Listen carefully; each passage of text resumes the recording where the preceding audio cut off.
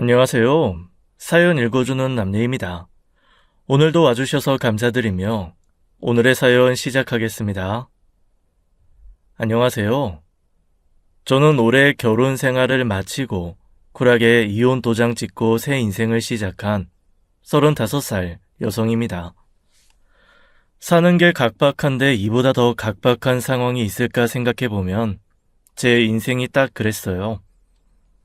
정말 지옥 같았던 5년 결혼 생활을 끝낸 제 이야기 한번 들어보시겠어요? 저는 평생 소원이 정말 좋은 남자 하나 만나 행복하게 살고 싶다 였습니다. 정말 소박한 꿈이었죠. 저희 부모님은 늘 행복한 가정이 가장 중요하다고 말씀하시는 분이셨어요. 그래서 저도 부모님처럼 화목한 가정을 꾸리고 싶었고요. 친구들은 저마다 부푼 꿈을 꾸었지만 저는 그런 것보다 가족이 중요했습니다. 하지만 소원은 말 그대로 소원이지요. 사실 20대 중반까지는 뭘 해도 나 잘났다 하면서 살았습니다. 자랑처럼 들리시겠지만 제가 노력하지 않아도 남자들을 만날 수 있었어요. 뭐 누구나 그런 시기가 있듯이 저도 정말 인기 많았던 시기가 있었습니다. 하지만 20대 후반부터 갑자기 인기가 또 끊기지 뭡니까? 친구들은 죄다 연애하거나 결혼해서 행복한 신혼생활 하느라 저 혼자 깍두기였어요. 혼자 솔로 생활을 하다가 지쳤는데 마침 소개팅이 떡하니 들어왔습니다.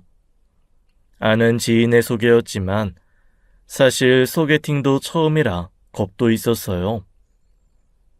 그러나 이렇게 혼자 있으니 누구라도 만나보자고 생각해서 힘주고 나갔습니다.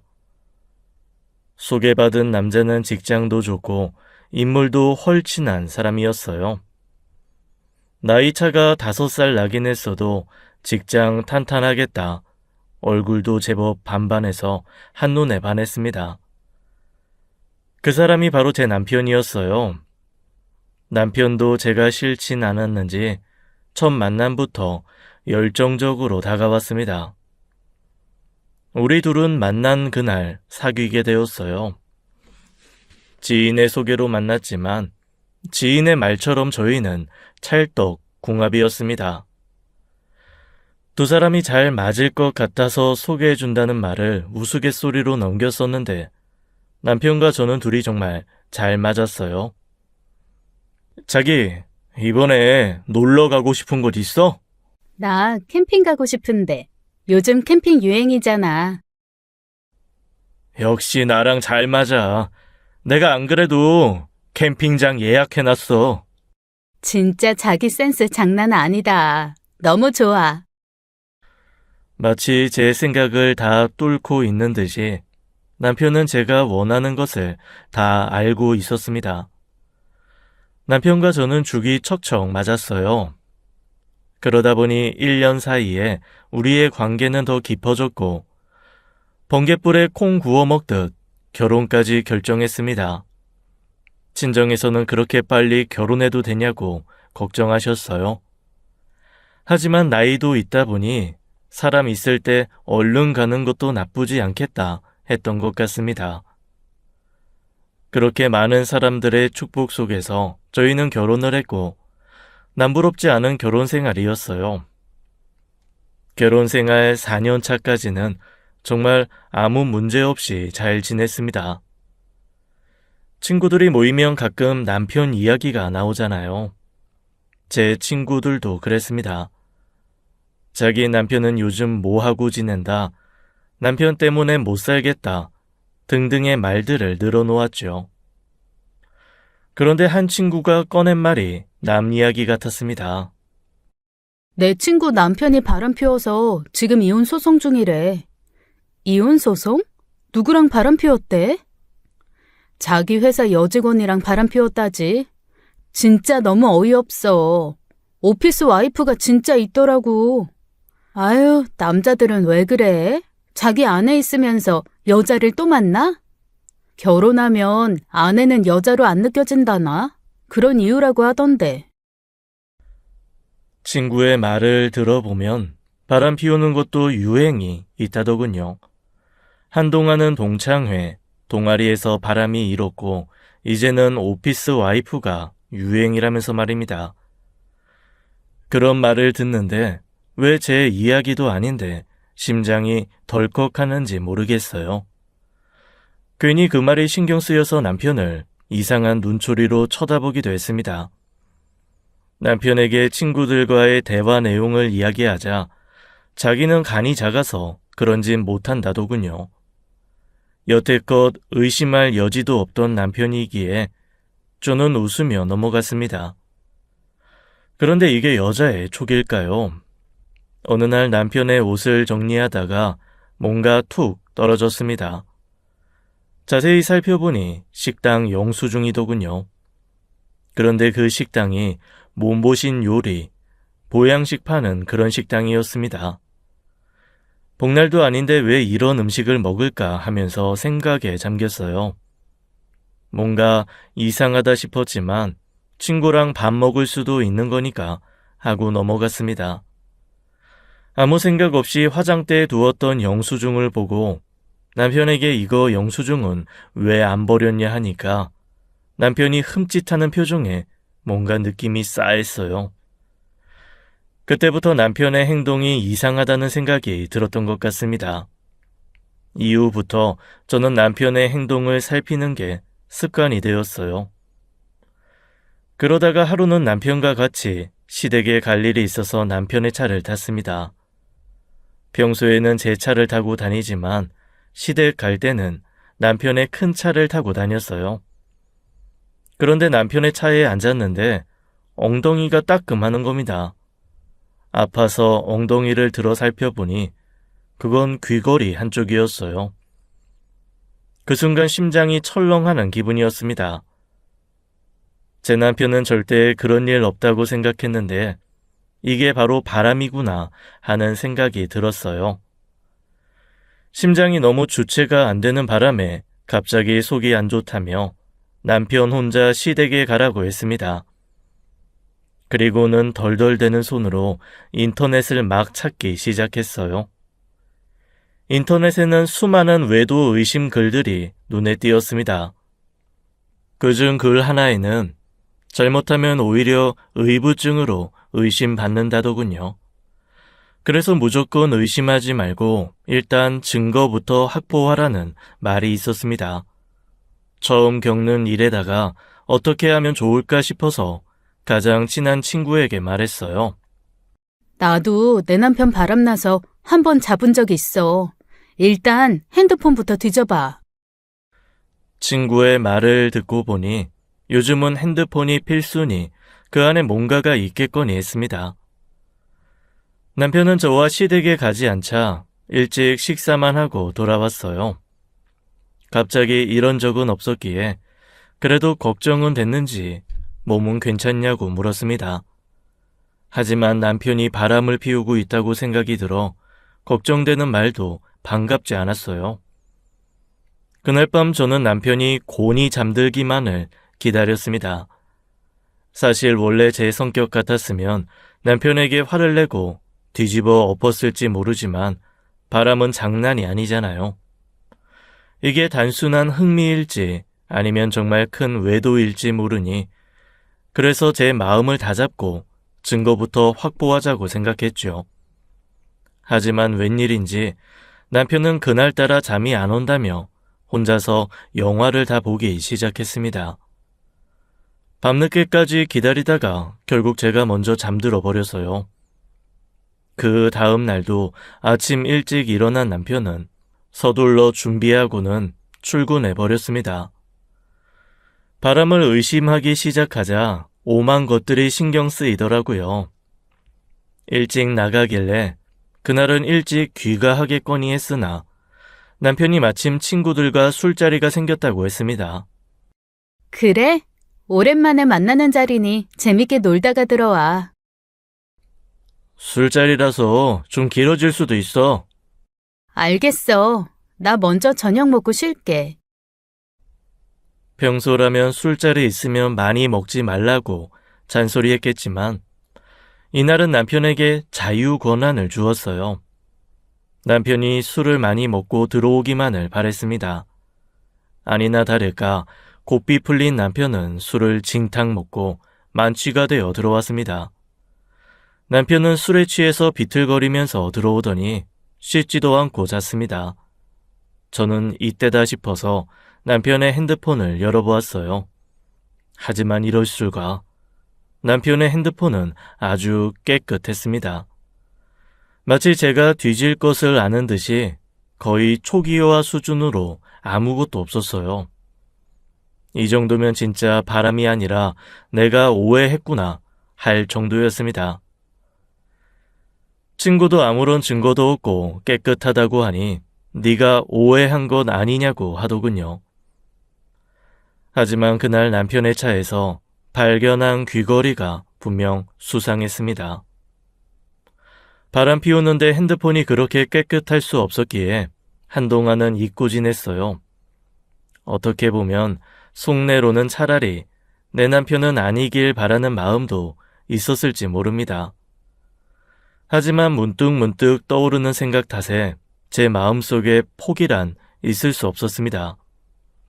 저는 이후에도 간혹 남편이 씻으러 들어갈 때마다 핸드폰을 찾아봤어요. 핸드폰에는 전화번호라든지 사진이라든지 뭔가 남아있는 게 없었습니다. 하지만 저는 발견하고야 말았어요. 하루는 회사에서 서류를 하나 보내달라고 하기에 남편의 노트북을 열었습니다. 메일을 보내고는 무심코 서류 양식을 찾는 도중 검색어에 여자 운동화가 있는 것을 발견했어요. 심장이 쿵쾅쿵쾅 뛰었습니다. 평소 제 운동화 사이즈도 모르는 남편이기에 분명 제 것은 아니라는 것을 알고 있었어요. 그래서 회사에는 반차 내고서 남편이 일찍 끝나는 날 미행을 결심했습니다. 나 오늘 친구들 만날 거야. 좀 늦어도 이해해. 아, 그래? 그럼 나도 저녁 먹고 들어갈게. 알겠어. 이따 봐. 저는 태연하게 남편에게 친구들 만날 약속이 있어서 집에 늦게 들어간다고 했어요. 그래야 남편이 경계를 풀고 그 여자를 만나겠거니 했습니다. 그리고서는 남편의 회사 앞에서 몰래 기다렸어요. 회사 끝나는 시각이 되자 남편은 서둘러 차를 끌고 어딘가로 가기 시작했습니다. 회사에서 20분 정도 떨어진 곳까지 가서 차를 세운 남편은 어떤 여자와 만났어요. 설마 했던 의심이 확신이 서자 저는 불안함과 함께 배신감이 들기 시작했습니다. 저 자식이 미쳤나? 감히 나를 놔두고 바람을 피워? 저는 서둘러 차에서 내려서 그 현장을 덮치려고 했어요. 남편은 웃으며 그 여자와 이야기를 하고 있었습니다. 당장이라도 그 여자의 면상도 보고 싶었고 남편의 웃는 얼굴을 한 대 갈겨야겠다고 생각했죠. 그리고 빨리 이 현장을 잡지 않으면 놓쳐버리고 만다는 생각이 들어서 차를 급히 세웠습니다. 서둘러 차 문을 열고 내리려는데 차에서 내리려는 순간 뒤에서 누가 제 차를 들이박았습니다. 하차, 사고가 나버렸어요. 하필 이런 순간에 누가 내 차까지 들이받는 건지 열이 뻗쳤습니다. 대수롭지 않은 사고였기에 저는 상대 운전자에게 난 괜찮으니 가라고 했어요. 당장이라도 두 사람이 자리를 뜰 것 같은데 여기서 잡혀있을 시간이 없었습니다. 하지만 제 차를 박은 가해자가 자꾸 저에게 연락처를 달라고 하고 경찰을 불렀어요. 저 정말 괜찮아요. 그러니까 그냥 가시라고요. 저 진짜 급해요. 안 돼요. 경찰 불렀으니 기다리세요. 그러다가 뺑소니로 신고하려고요? 신고 안 해요. 안 한다고요. 저 좀 가볼게요.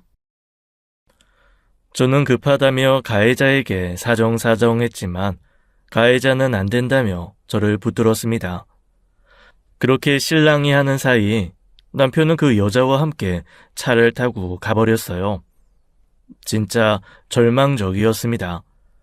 현장을 잡아서 바로 두 사람을 혼내줬어야 하는데 그러지 못하는 게 너무 억울했어요. 집에 들어가서 쉬고 있었더니 남편이 들어왔습니다. 그리고는 태연하게 말했어요. 나 친구 만나서 밥 먹고 들어왔어. 그래? 친구 누구? 제가 친구 누구냐고 묻자 남편은 당황했는지 동창이라고 하면서 씻으러 들어갔습니다. 그냥 사실 여자였고 누구였다고 말했다면 저는 더는 오해하지 않았을 거예요. 하지만 남편의 태도만 봐도 내게 숨기는 것이 있구나 하는 것이 확실하게 알 수 있었습니다. 저는 곧 남편을 다시 미행하기로 했어요. 회사에는 죄송스러웠지만 제가 제정신으로 일을 할 수가 없어서 병가를 내고 쉬었습니다.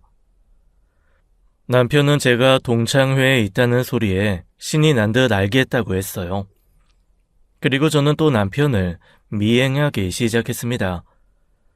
남편은 회사에서 나오자마자 빨리 차를 몰고 달렸어요. 얼굴에는 웃음이 한가득했습니다. 배신감이 치솟아 저는 달리는 남편의 차를 뒤쫓았어요. 그러다가 남편의 차가 어떤 트럭에 가려 안 보이는 거예요. 저리 비켜! 안 보인다고! 트럭이 지나가는 순간 남편의 차는 보이지 않고 두 갈래 길이 나왔습니다. 50대 50대 확률이었어요. 무조건 오른쪽으로 꺾어보자 해서 최대의 속도로 달려갔습니다. 좀 더 달리다 보니 다행히 남편의 차 뒷공무니가 보였어요. 그대로 달리던 차는 어떤 한적한 시골의 카페에 멈춰섰습니다. 저는 속으로 망할 놈의 자식이라며 남편을 욕하면서 남편이 들어간 카페를 살폈어요. 남편은 카페에 들어가 그 여자와 웃으며 이야기를 나누는 모습이었습니다. 야, 이 나쁜 자식아! 네가 그러고도 사람 새끼야? 여보? 이것 좀 나. 내가 나타나니까 겁나니? 뭐 달고 태어난 놈은 믿을 게 없다고 딱 너를 말한 거네. 여보, 오해야, 오해. 웃기고 있네. 야, 이년아. 넌 안에 있는 남자랑 만나서 불륜을 저지르고 싶니? 아니라니까, 여보. 이 사람, 내 누나야. 뭐? 저는 흥분해서 남편의 뒷머리채를 잡고 소리 질렀어요. 남편은 아프다면서 저에게 손 좀 놓고 말하라고 했습니다. 저는 씩씩대다가 누나라는 남편의 말을 듣고 벙쪘어요. 그도 그런 게 결혼한 지 4년이나 되었지만 남편에게 누나가 있다는 말은 처음 들었으니까요. 남편은 그 여자가 불륜녀가 아닌 이복 누나라고 말하더군요. 솔직히 저는 믿을 수가 없어서 둘을 번갈아 봤어요. 이복 누나여도 누난데 이렇게 안 닮았어? 남매가 뭐 다 닮았냐? 외탁, 친탁 다 다르지. 제 말에 남편은 자기가 아버지가 외도로 낳은 자식이라 말할 수 없었다고 했어요. 저도 결혼 전에 시부모님이 이미 돌아가신 상황이라 그런 사실은 전혀 몰랐습니다. 그저 부모님이 안 계신 남편이 안쓰러워 더 애정을 주었던 것도 사실이었어요. 남편은 자신이 외도로 태어난 아들이라는 걸 알면 제가 실망할까봐 계속 말하지 못했다고 했습니다. 그리고 만약 제가 이 사실을 알았다면 결혼을 했겠냐고 물어봤어요. 사실 그런 일은 한 번도 생각해 본 적이 없었기에 저는 뭐라 답을 하기가 어려웠습니다. 남편은 겁을 하면서 너도 이렇게 나오는데 내가 어떻게 말하겠냐고 했어요. 그 이야기를 들으니 남편이 한편으론 불쌍해 보이기도 했고요. 엄마는 달라도 우리는 남매니까 최근 들어서 서로 연락 트고 자주 만났어. 근처에서 만나면 왠지 오해받을 것 같아서 외곽에서 만난 거야. 남편은 이런 사실을 말할 수 없었지만 이제서야 속이 시원하다며 털어놓았어요. 그리고 제가 오해할 만한 거라며 미안하다고 사과했습니다. 하지만 남편의 그런 말을 듣고도 왠지 찜찜했어요. 이렇게 알게 됐으니 반갑네.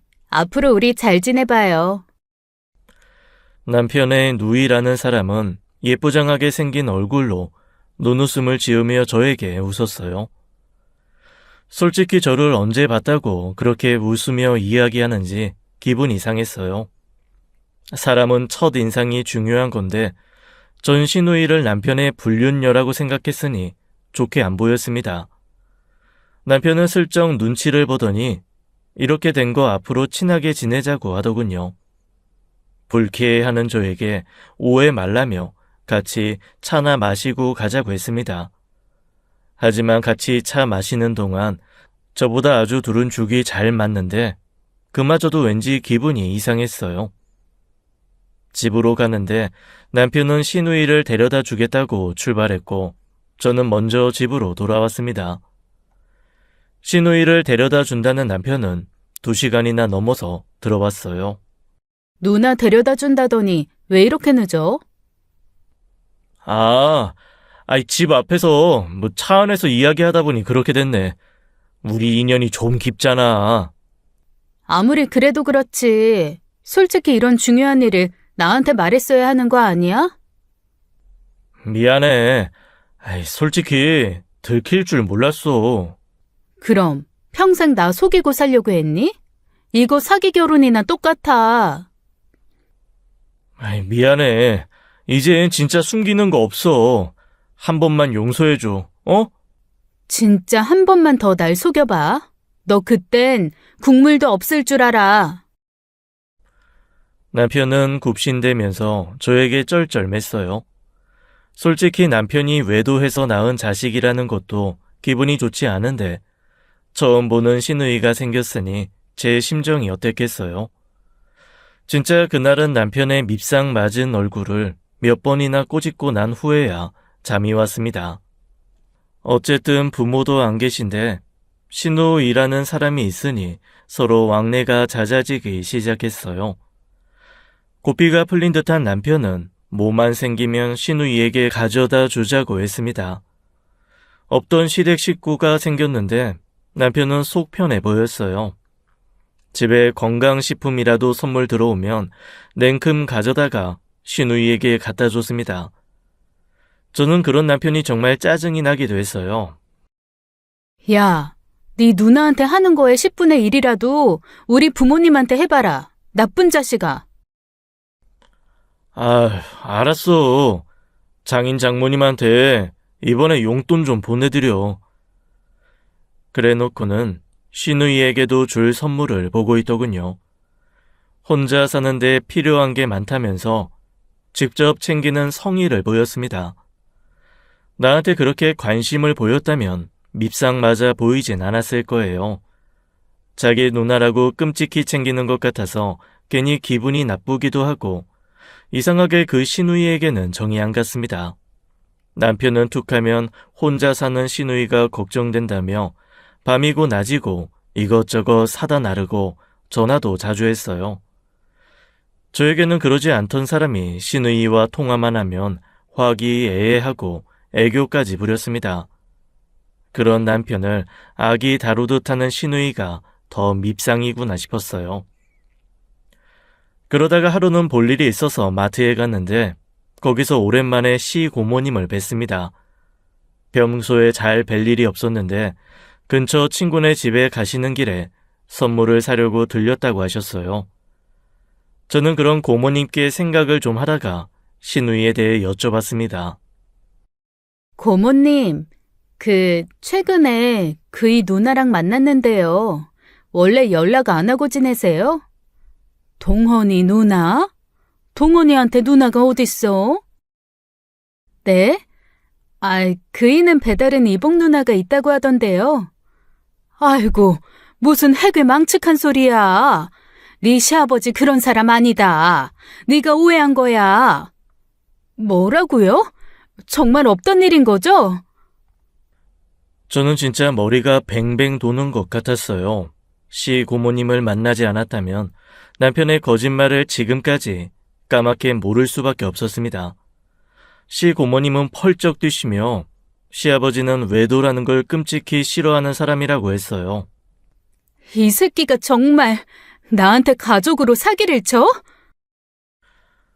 저는 앞불싸 눈구렁이 남편의 거짓말에 내가 당했구나 싶어서 정말 하늘이 노랗게 보였습니다. 시고모님께 이야기를 듣고 돌아서는데 태연하게 거짓말하던 남편이랑 그년 얼굴이 떠올라 너무 끔찍했습니다.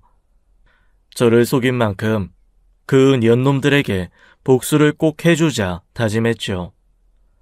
두 사람은 얼굴에 철판을 깔고 제 앞에서 남매 노릇을 하던 모습이 자꾸 떠올랐어요. 이것들을 어떻게 해야 하나 고민 많이 했습니다. 그리고는 남편에게 작정하고 시누이의 집에 가자고 했더니 멍청한 남편은 좋다고 하더군요. 시누이의 집에 가보니 두 사람이 다정하게 찍은 사진이 있었습니다. 그 사진을 보는데 너무 열받았어요. 저는 뒤늦게 만난 남매라 핏줄이 당겨 애정이 깊냐는 식으로 비아냥댔습니다. 사진을 보더니 불륜녀는 남편을 보며 씩 웃기만 했어요. 저는 일부러 실수인 척 그 액자를 탁 쳐서 깨버렸습니다. 어머, 실수했어요. 어쩜 좋아요? 아, 이거 아끼던 액자인데 어쩔 수 없지. 괜찮아. 불륜녀는 제가 액자를 깨자 표정이 일그러졌지만 남편이 있어서 그런지 애써 괜찮다고 말했어요. 저는 불륜녀와 남편이 액자를 치우는 사이에 화장실에 가서 그 여자의 칫솔을 훔쳤습니다. 그러면서 웃긴 것이 옆에 남편의 칫솔도 버젓이 있더군요. 열받은 저는 남편의 칫솔을 변기에 쓱 한번 닦아서는 얹어놓고 나왔어요. 나중에 꼭 그 칫솔로 이 닦기를 바라면서 말입니다. 제가 당한 것에 비하면 그 정도 복수는 애교죠. 그 다음날 저는 두 사람의 칫솔을 가지고 유전자 검사를 신청했습니다. 두 사람이 발뺌 못하게 확실하게 잡을 수 있어야 한다고 생각했으니까요.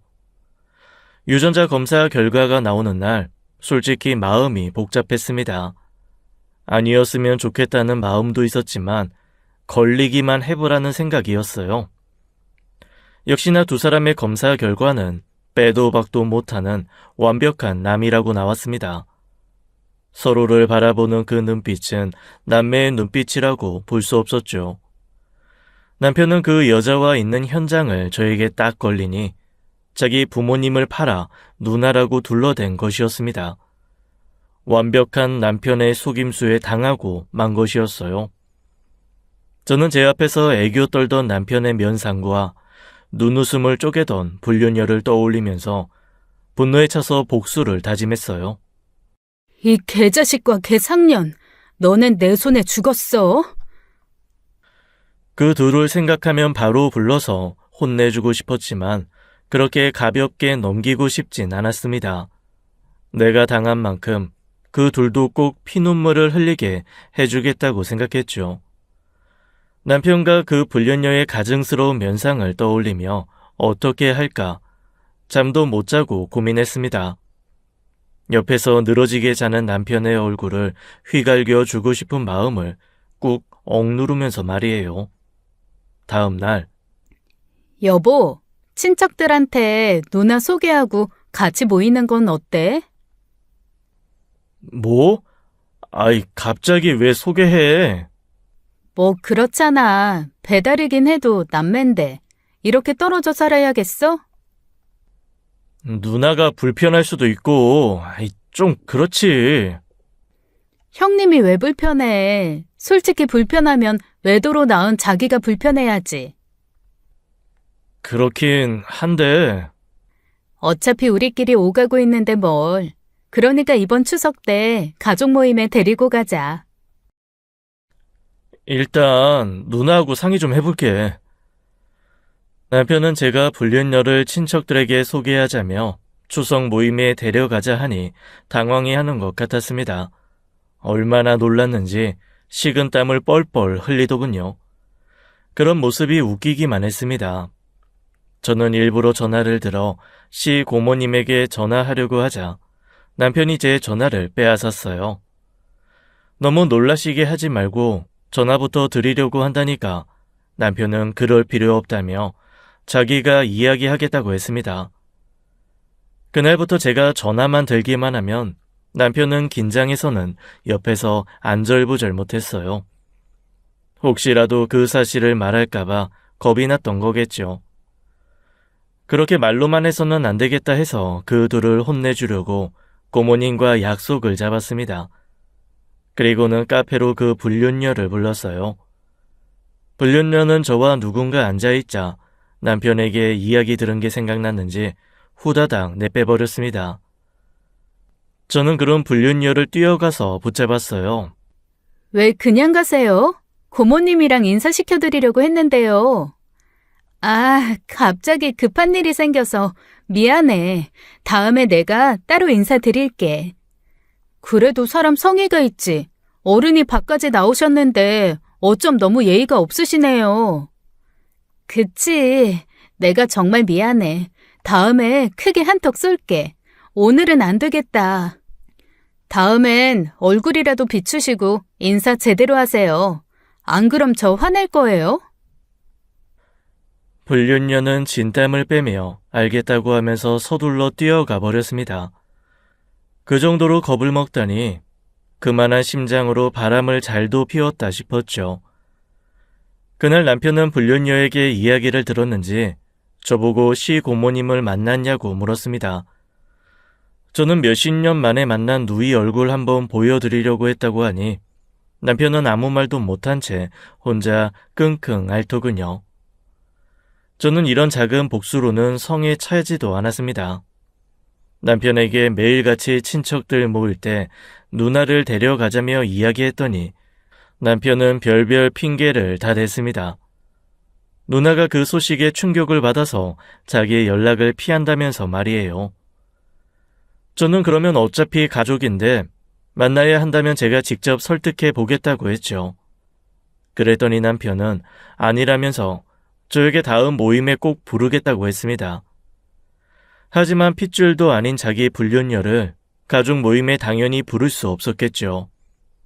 저는 어차피 친척들 모여서 얼굴 좀 트고 살자며 시댁 식구들을 집으로 부르겠다고 남편을 겁줬어요.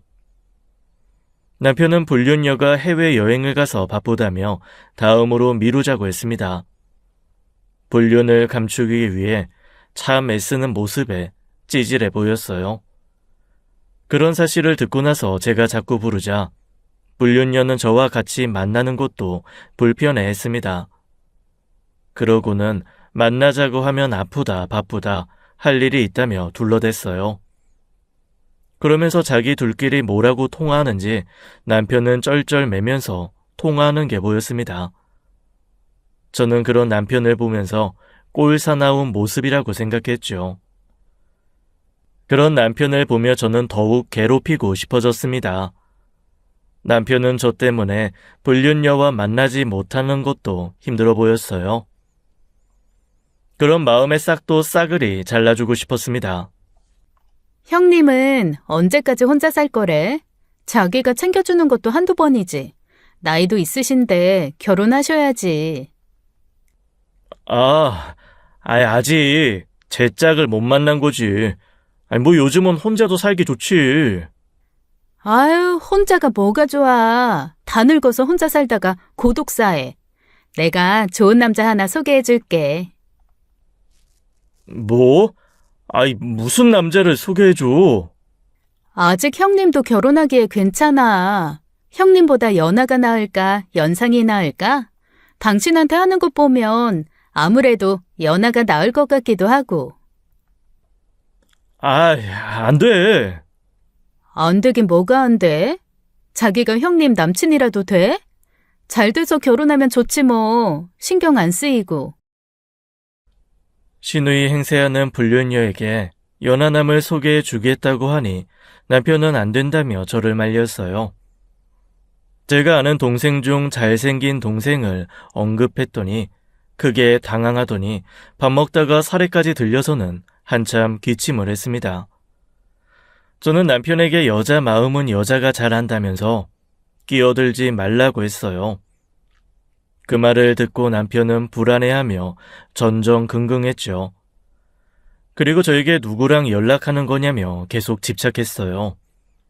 하지만 저는 남편의 집착에 신경 쓰지 않고 계속 연락을 주고받았죠. 그러자 남편은 화가 났는지 내가 먼저 만나보겠다고까지 말했어요.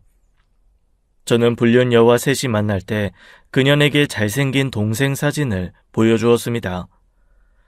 불륜녀는 슬슬 남편의 눈치를 보면서 사진을 뚫어지게 보더군요. 남편보다 잘생긴 얼굴이 내심 마음에 들었나 봅니다. 그러더니 집에 와서는 둘이 싸우는 건지 한참을 밖에서 통화를 하는데 남편의 화내는 목소리가 들렸어요. 싸우고서 기분이 좋지 않은지 남편은 계속 심통을 부리고 짜증을 내는 모습을 보였습니다. 그런 남편을 보면서 저는 말했어요. 약속 잡아놨으니 형님한테 전해줘. 뭐? 아이, 진짜 약속 잡았다고? 형님 결혼시켜야지. 동생이면서 어쩜 그리 무관심해? 저는 정말 약속 잡았다면서 남편에게 다그쳤습니다. 시누이에게 잘 전달해서 꼭 데리고 나오라면서 말이죠. 약속 당일 남편은 기어코 그 자리에 쫓아나왔습니다. 하지만 소개팅은 거짓말이었기에 불발됐고 그런 불륜녀를 보면서 남편은 화가 난 것 같았습니다. 저는 그 자리에서 밥이나 먹고 가자고 했는데 남편은 짜증이 났는지 티는 내지 못하더군요. 그 일로 둘이 다퉜는지 한동안 셋이 보자고 하면 질색하면서 피했습니다. 저는 그런 남편을 더 열받게 만들기로 했어요. 둘이 어찌 풀었는지 모르지만 또 시누이 집에 간다고 하면서 나가는 남편에게 같이 가자고 했습니다. 저녁 시간에 둘이 만나는 것은 곧 뻔한 일이니까요. 남편은 제게 집에 있으라 했지만 저는 둘이 내 험담을 하는 거 아니냐며 쫓아갔습니다. 가는 동안 제가 깜짝 서프라이즈를 해줄 테니 신우에게 말하지 말라고 방문했죠. 남편을 먼저 들이밀고 들어가자 불륜녀는 슬립 하나만 걸치고 나왔더군요. 제가 뒤에서 깜짝 놀라게 하자 불륜녀는 얼굴이 시뻘게 져서는 급하게 화장실로 들어갔습니다. 누구 남자 불렀나 봐요. 제가 다 부끄럽네요. 사귀는 사람도 없는데 무슨 남자야. 요즘은 사귀지 않아도 같이 잠만 자는 사람들도 많대. 제 말에 남편은 얼굴이 불그락 푸르락 하면서 어쩔 줄 몰라 했어요. 저는 남편에게 불륜녀의 집에 혼자 가지 말라고 했습니다. 다른 사람들이 보면 남편과 그렇고 그런 사이인 줄 오해하겠다면서 말이죠. 저는 계속 불륜녀에게 다른 남자가 있는 것 아니냐며 캐물었는데 남편은 순간 버럭하고 소리쳤습니다. 자기 여자에게 다른 남자가 있다는 생각만으로도 분노가 일었는지 화를 내더군요. 저는 미쳤냐며 시누이가 애도 아니고 남자가 있어도 벌써 여럿은 있었겠지 하며 말했습니다. 대답 안 하는 불륜녀와 그 이야기를 들은 남편은 불안했나 봐요. 집에 와서는 참지 못하고 시누이에게 할 말이 있다며 전화통을 한참 붙들었습니다. 집착하는 남편을 보며 저는 남편에게 더 정남이가 떨어졌어요. 남편은 불륜녀와 이야기가 잘 안 됐는지 밤새 잠도 못 자고 뒤척였습니다. 저는 그럴수록 남편이 못나 보였고 더 압박을 가했어요. 자기가 너무 형님 신경 쓰고 걱정하니까 이젠 진짜 결혼 상대 소개해야겠어. 알아서 잘하겠지. 왜 자꾸 남자 타령이야? 중이 제 머리 못 깎는데 내가 결혼정보 회사도 알아봤어. 아니, 뭐 결혼하는데 돈을 들여. 형님 나이 생각해봐. 결혼정보 회사 가면 원하는 남자들하고 소개팅하면 빨리 갈 수 있어. 남편은 제 말에 이러지도 못하고 저러지도 못하고 안달이 났습니다.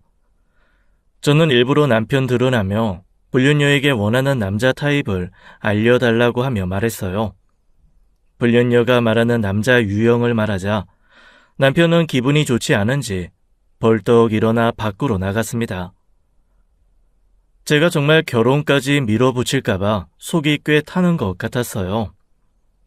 저는 다음 날 쿨하게 남편 카드로 불륜녀를 결혼정보회사에 가입시켜줬습니다. 남편은 어떻게 이걸 자기 카드로 긁냐며 흥분했지만 저는 말했어요. 내가 늙어서 형님 시중까지 들어야 돼? 그리고 다 늙은 형님 좀 그만 쫓아다녀. 마마보이도 아니고 창피한 줄 알아. 제 말에 남편은 부끄러웠는지 말도 못하고 끙끙 앓는 것 같았습니다. 자기 돈으로 불륜녀의 결혼정보회사까지 등록해주니 배알이 꼴렸을 거예요. 속으로 너무 통쾌했어요. 결혼정보회사가 그렇게 비싼지 몰랐는데 남편은 그것도 속이 쓰렸나 봐요. 불륜녀와 만날 때마다 제가 쫓아다니니 저를 따돌리려고도 많이 했습니다. 하지만 저를 따돌릴 수는 없었죠. 남편은 자기가 다른 짓을 하는 것도 아닌데 왜 이렇게 쫓아다니냐고 하더군요. 집에 나만 놔두고 맨날 어딜 그렇게 다녀? 치사하게. 나도 같이 다닐 거야. 애처럼 왜 그래? 누나랑 할 이야기 있다고. 내가 남이야? 무슨 이야기를 그렇게 하는지 나도 좀 듣자. 집에 좀 있어. 다음에 같이 보면 되잖아. 싫어. 나도 같이 놀아. 아니면 내가 다른 친구 한 명 더 부를까? 남편은 결사 반대했지만 저는 제가 아는 친구를 부르겠다고 했습니다. 그리고는 제가 아는 친구 중 정말 멋진 남자 사람 친구 한 명을 불렀어요. 그 친구에게는 사전 설명을 해놓고 그 불륜녀를 꼬연해보자 했습니다. 남자 사람 친구는 남편과 불륜녀가 저에게 그런 행동을 한 것을 생각하면 가만두고 싶지 않다고 했어요. 다 같이 만나고 제가 그 친구와 친한 모습을 보이자 남편도 신경 쓰는 것 같았습니다. 그리고 불륜녀 역시 그 친구의 시선을 끌고 싶어하는 눈치였어요. 남편은 나이가 있었지만 그 친구는 키도 크고 저와 동갑이라 솔직히 좀 더 시선 끌만한 사람이었죠. 친구여도 그렇지 너무 친하게 지내는 거 아니야? 형님이랑 잘 되게 해주려고 부른 거야. 다른 신경 쓰지 마. 남편은 제가 그 친구랑 친하게 지내는 것도 싫고 불륜녀와 그 친구랑 사이가 좋은 것도 싫었나 봅니다. 밥 먹다가 흘리기도 하고 계속 뚫어지게 그 친구에게만 시선을 주고 있었어요. 그러다가 불륜녀가 술을 마시다가 흘리자 제 친구가 적극적으로 닦아주는 걸 보고 폭발했습니다. 그 손 떼! 어디 함부로? 여보, 되게 예민하다. 흘리면 닦아줄 수도 있지. 그래, 동원아. 난 괜찮아. 불륜녀는 그 친구에게 빠져서 눈치가 없이 남편에게 자기는 괜찮으니 놔두라고 했어요. 남편은 그 친구의 손이 불륜녀에게 닿는 걸 보고는 화가 머리끝까지 치밀어 올랐는지 짜증을 내다가 옆에 있던 화로에 옷까지 태워 먹었습니다. 남편은 집에 가자며 난리를 피웠어요. 하지만 그 모습을 보면서도 친구와 불륜녀는 번호를 주고받았습니다. 불륜녀는 싱글인 그 친구가 나이도 8살이나 많은 자기에게 관심을 가지는 것 같아 보이자 마음이 부풀어 보였어요. 저는 그럴수록 남편의 얼굴이 사색이 되는 것이 보였습니다. 불륜녀는 좋은 인연을 만났다고 생각해서인지 콧노래까지 부르더군요. 가는 차 안에서 불륜녀는 저에게 그 친구의 정보를 물어보기까지 시작했습니다. 초반에는 그래도 남편의 눈치를 보더니 어차피 남편이 유부남인 걸 알고 있어서인지 싱글이 낫다고 판단했나 봐요. 싱글벙글한 불륜녀와 화가 머리끝까지 난 남편을 보면서 저는 속으로 쾌재를 불렀습니다. 불륜녀는 저에게 잘 되면 한 통 내겠다며 차에서 내렸어요. 남편은 차에서 잠깐 기다리라며 불륜녀를 따라 들어가더니 아파트 입구에서 싸우는 모습이었습니다. 남자가 그렇게 좋냐? 아주 해벌레의 손은? 아휴, 아내나 잘 챙기세요. 너도 아내한테 엄청나게 질투하고 있더구만. 아니, 그게, 그 자식이. 몰라. 네가 먼저 시작했다. 이제 각자 알아서 해. 가봐. 네 아내 기다리잖아. 남편은 할 말을 다 못하고 차에 있는 제 눈치를 보고는 차에 탔지만 운전에 집중도 못했어요. 불륜녀는 남자라면 사족을 못 썼고 남편은 그런 불륜녀가 불안했나 봐요. 집에 가는 내내 핸드폰만 봤습니다. 그리고 집에 와서 깡소주를 마시더군요. 저는 그런 남편을 위해 친구와 불륜녀의 약속을 잡아주곤 소식을 알려주었습니다. 글쎄, 둘이 잘 되려나 봐. 다음엔 둘이 만난대. 뭐? 야, 그걸 왜 둘이 만나게 둬? 나이 30 넘은 사람들의 연애까지 왈가왈부하니? 속 좁은 영감탱이야. 남편은 안절부절 못하며 두 사람이 가까워질까봐 걱정했나 봐요. 저는 친구에게 적당히 불륜녀를 상대하다가 연락을 끊으라고 했습니다. 불륜녀는 남편과 한동안은 연락도 하지 않은 채 친구와 만나거나 연락했어요. 야, 나이도 많으면서 거짓말에 여우짓에 엄청나게 밝히더라. 그러니까 내 남편을 꼬셨겠지. 진짜 생각 같아선 여자고 뭐고 걷어차주고 싶던걸. 남편이 그 여자한테 눈이 멀었나 봐. 이제 슬슬 끝낼까?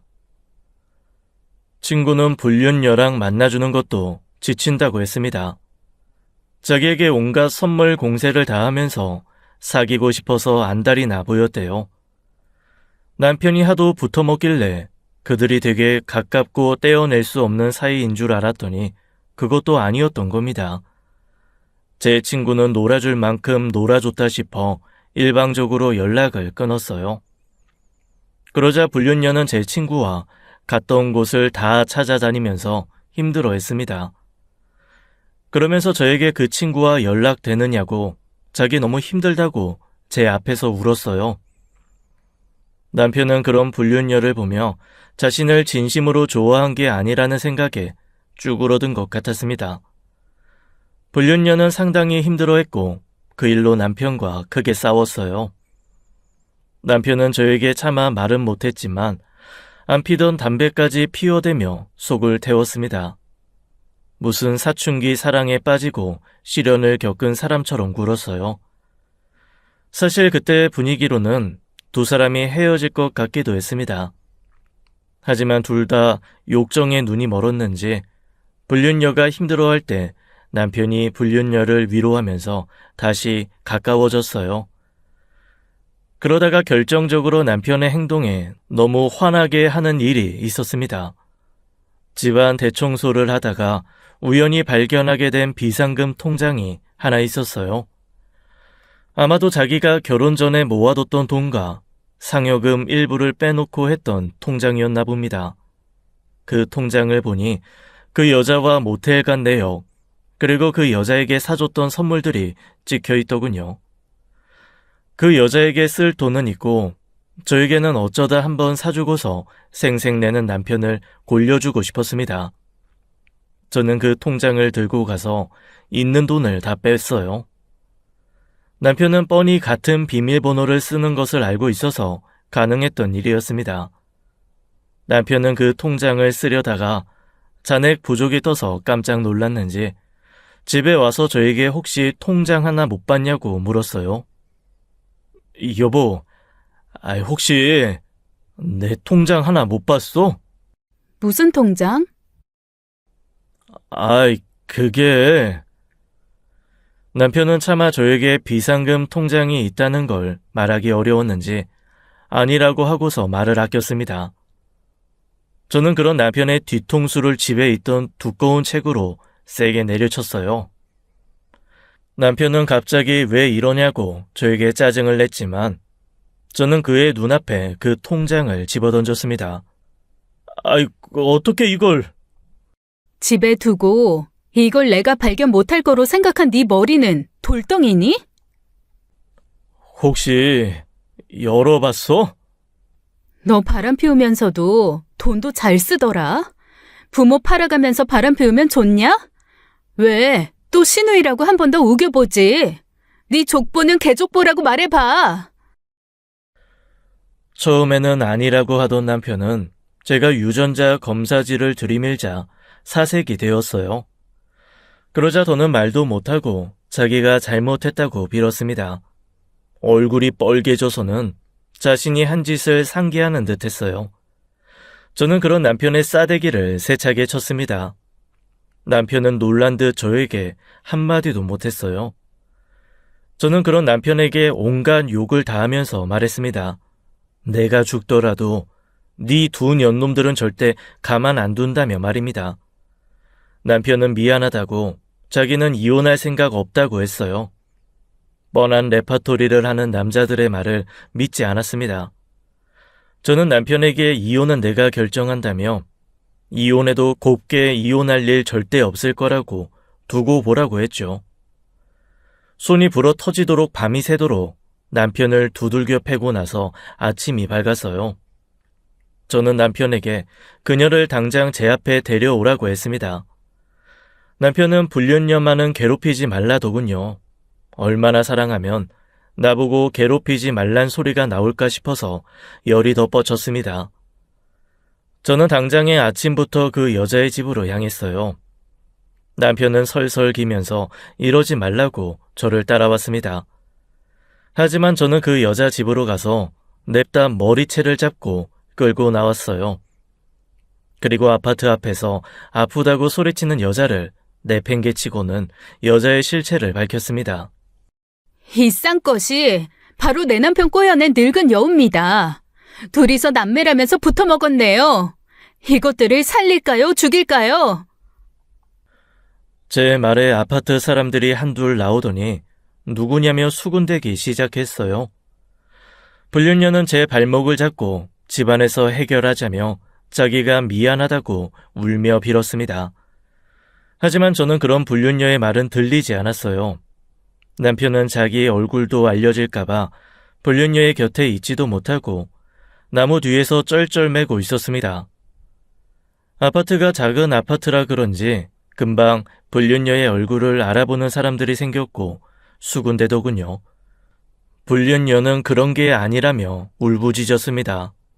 하지만 사람들의 말소리가 저에게도 들려왔어요. 나이에 걸맞지 않게 짧은 것 입고 남자랑 팔짱 끼고 들어갈 때부터 알아봤다. 여자 혼자 살면서 결혼한 남자를 꼬이다니 미친 거다 라는 소리들을 말입니다. 남편은 보다 못해서 불륜녀를 부축하러 나왔지만 사람들의 소리에 즐겁했어요. 그 자기 안에 두고 다른 여자와 바람난 면상 좀 봅시다. 남편은 주민들의 말에 겉옷을 자기의 머리에 걸친 뒤 불륜녀를 부축했습니다. 불륜녀는 그런 남편을 보더니 황당하다는 표정이었어요. 자기의 얼굴은 다 보이는데 남편 얼굴만 숨기는 꼴을 말입니다. 저는 그런 남편의 머리채를 잡고는 얼굴을 공개했어요. 남편은 부축하던 불륜녀를 팽개치고는 자기 얼굴을 후다닥 가렸습니다. 머리 좀 놔줘. 내가 잘못했어. 미안해 여보. 여보라는 소리도 하지 마. 더러우니까. 남편은 계속 저에게 미안하다고 했고 불륜녀는 자빠진 상태로 망연자실해서 울고만 있었어요. 오히려 몇몇 주민들은 잘한다며 저에게 힘내라는 응원까지 해주셨습니다. 저를 속이고 행동했던 그 두 년놈들에게 이 정도는 아무것도 아니라고 생각했습니다. 그리고 저는 분이 안 풀려서 기존에 제가 알던 남편의 지인들에게도 말했어요. 남편이 친누나와 바람이 났네요. 어쩌면 좋죠? 저 이대로 살 수 있을까요? 그러면서 남편이 말했던 대화 내용과 카톡 대화 내용 캡처한 사진을 보냈습니다. 최대한 절박한 말투로 보냈더니 다들 연락이 와서 그 자식 어디 있느냐며 알려주면 가만 안 두겠다고 했어요. 믿을 수 없다는 사람들도 있었지만 그 둘의 사진과 대화 내용을 보더니 인정 안 할 수 없었던 것 같습니다. 남편의 지인들도 저와 친했기에 어떻게 그럴 수 있냐며 친구로 지내기도 싫다, 엽겹다는 반응이었어요. 심지어 걔도 자기 가족은 안 건드린다며 욕정에 발광하는 천하의 개자식으로 말하며 절 위로했습니다. 그 일로 남편에게 직접 전화해서 쌍욕하는 친구들도 많았고요. 남편은 저에게 그만해달라며 친구들에게 해명해달라고 울면서 부탁했습니다. 하지만 제가 왜 그래야겠어요? 내가 당한 것을 생각하면 그보다 더한 것을 돌려줘도 모자랐는데요. 결국 남편은 남편의 입으로 그 여자는 자기의 불륜녀라고 말하고 다녀야 했습니다. 야, 이 개자식아, 네가 아무리 본디 없이 태어났다 해도 친누나랑 그런 관계는 아니지 않냐? 아니, 그게 사실 내 친누나는 아닌데 나랑 바람난 여자야. 내가 아내를 속이려다 보니 친누나라고 했어. 뭐? 너 진짜 또라이 아니냐? 어떻게 재수 씨한테 그딴 거짓말로 불륜을 둘러대? 창피한 줄 알아. 동창회에 이미 네 소문 파다하게 퍼졌어. 넌 앞으로 나오지 마. 쪽팔리기 싫으면. 야, 네가 그래도 내 20년 지기인데 해명 좀 해주면 안 되냐? 미친 새끼, 그걸 말이라고 하냐? 나도 너 같은 사람 되기 싫어. 네가 알아서 해. 남편 친구는 남편이 여자에 미쳤다며 저에게 대화 내용들을 보내주며 아예 손절했다고 했어요. 이혼하면 혼자서 많이 힘들 텐데 도와주겠다는 사람들도 많았습니다. 그런 모습을 보면 제가 헛산 건 아니었어요. 남편 친구들은 하나같이 저 자식하고 어울리면 같은 인간 말종 된다며 남편을 피하기 시작했습니다. 게다가 남편의 친구 중 하나는 남편과 같은 회사에 다녀서 회사까지 소문이 파다했어요. 친구긴 했어도 자기 아내가 바람나서 이혼했던 사람이라 그런지 외도라는 것을 끔찍하게 싫어하는 사람이었죠. 그러다 보니 회사에서 쉽게 그 소문이 퍼져나갔던 것 같습니다.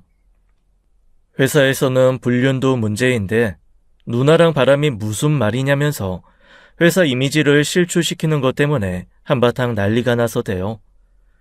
결국 남편은 자기 입으로 회사에서도 친누나가 아니라 자기 불륜녀였다고 해명하다가 윤리위원회에 불려가서 결국 퇴사하라는 결정이 떨어졌다고 했습니다. 회사 차원에서도 사내 소문이 퍼져서 골머리를 앓았나 보더라고요. 남편은 회사에 애정이 컸는데 졸지에 백수가 되어버렸던 겁니다. 이제 보잘것도 없는 남편 뭐가 예쁘다고 제 옆에 뒀겠어요.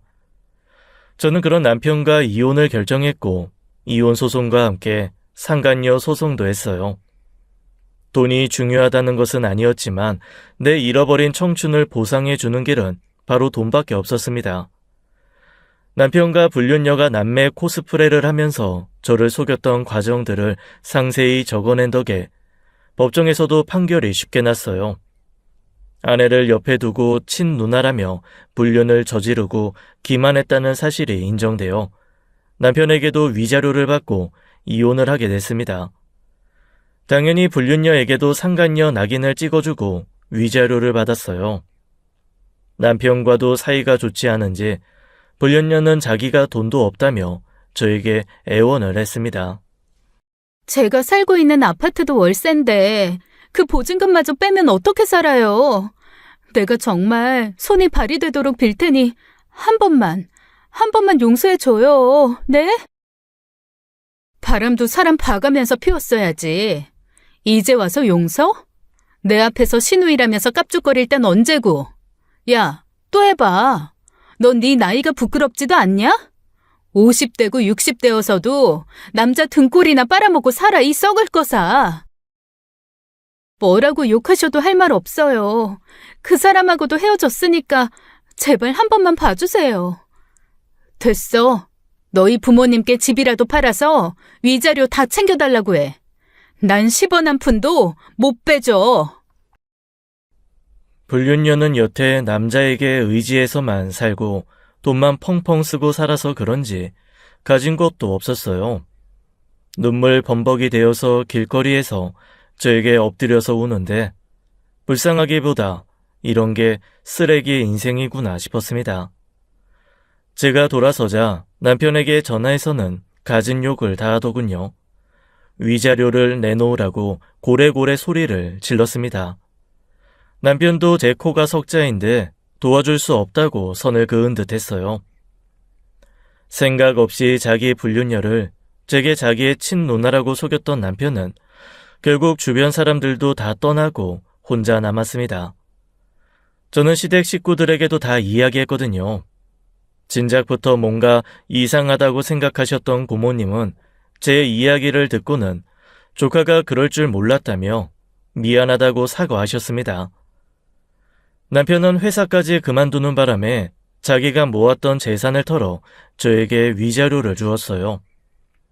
이직할 때도 이전 회사의 퇴사 사유를 본다는데 아마 그것 때문에 쉽게 취직도 못했나 봅니다.